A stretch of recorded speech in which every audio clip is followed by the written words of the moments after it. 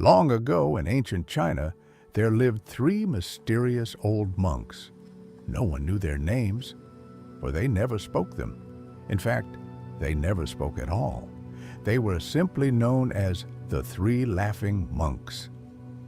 These monks had no possessions, no temple, and no teachings, except for one thing: laughter. Wherever they went, they carried only their boundless joy, spreading it like a wildfire across the land. They traveled from village to village, town to town, never staying long in one place. Upon entering a new village, they would make their way to the main square, stand in the center, and begin laughing. Their laughter was deep and full, echoing through the streets like music. At first, the villagers would watch in confusion. Some whispered among themselves, wondering if these men were mad. But soon, something extraordinary would happen. One by one, people would start laughing too. Perhaps it was the absurdity of the situation, or maybe it was the sheer joy radiating from the monks.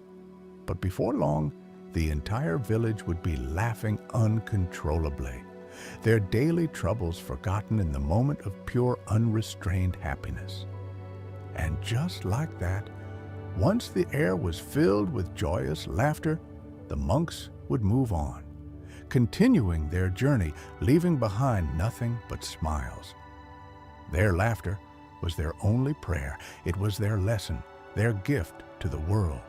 Without a single word, they taught people a powerful truth: that life is nothing more than a great cosmic joke meant to be enjoyed. For years, they traveled across China, bringing lightness to countless hearts. They were loved and revered, for no one had ever seen such wise and unique teachers before or since. The day one monk died. Then, one day, something unexpected happened. While in a small village in the northern province, one of the monks passed away. The news spread like wildfire, and the villagers rushed to the square. Farmers abandoned their fields, merchants left their shops, and children ran barefoot through the streets, all eager to see how the remaining two monks would react to such a tragedy. Surely they would grieve. Surely their endless laughter would finally come to an end. But to everyone's astonishment, the two remaining monks were laughing harder than ever. They clutched their bellies, tears streaming down their faces, not from sorrow, but from overwhelming joy. A few villagers, shocked and confused, stepped forward and asked, "Why are you not mourning your dear friend?" For the first time in their lives, the monks spoke. One of them wiped a tear from his eye and chuckled, "Because he won." The villagers looked at each other in confusion. "Won? What do you mean?" The second monk grinned. "Yesterday, on our way to your village, he made a bet. He said he would be the first of us to leave this world, and now he has won." Laughter erupted once more. But that was not all. The deceased monk had left behind one final wish. According to custom, the dead were to be bathed and dressed in fresh clothes before being placed on the funeral pyre. But in his will, the monk had written, "Do not change my robes.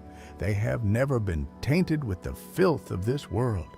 My laughter has kept me clean every single day of my life." The villagers, deeply moved, honored his request. They placed his body on the pyre, dressed in the same robes he had worn when he arrived. As the flames rose, something miraculous happened. Suddenly, loud pops and cracks filled the air.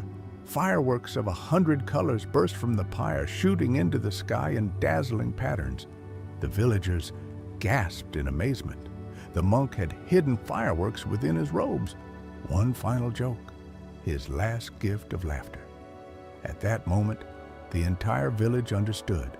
Laughter was not just a reaction, it was a way of life, a way to embrace the joys, sorrows, and absurdities of existence. The villagers joined the remaining 2 monks, and together they laughed. The lesson of the 3 monks.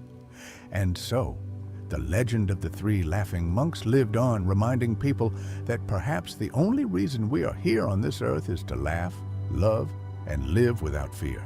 The next time you face a problem, look in the mirror. Instead of frowning, try laughing. See how the world changes when you choose joy. For in the end, happiness is not something to be chased, it is something to be lived.